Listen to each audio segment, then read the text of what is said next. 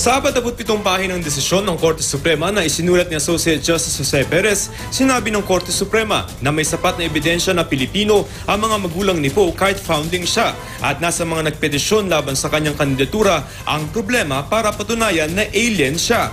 Binigyan halaga ng Korte ang estatistika ng Solicitor General na may malaking posibilidad na mga Pilipino ang mga magulang ni Poe. Pati na rin ang mga sinasabi ng mga domestic at international law na natural born ng turing sa mga foundling. Sa residency, sumang-ayon din ng Korte na may 10 taon at 11 buwan na siyang nasa Pilipinas simula May 24, 2005. Ito ay dahil napatunayan daw ni Poe na may hangarin na siyang bumalik sa Pilipinas simula noon dahil inisip na niyang ilipat ang kanyang mga ari-arian pati na ang paglipat ng pag-aaral ng kanyang mga anak. Maliraw ang COMELEC na itali si Poe sa kanyang 2012 COC kung saan sinabi niya na may 6 years at 6 months na siya. Honest mistake daw yun. Dagdag pa ng Korte ang issue dito ay kung nagsinungaling si Poe sa kanyang 2015 COC at dahil hindi pa naman napapatunayan sa Korte na disqualified siya, hindi pwedeng kansilahin ng COMELEC ang kanyang COC.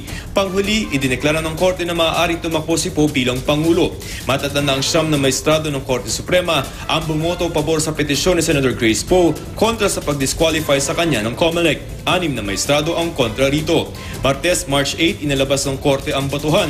Halos lahat ang mga maestrado ng Korte Suprema ang nagsulat ng kanya-kanyang opinyon kontra o pabor sa ponensya ni Justice Perez.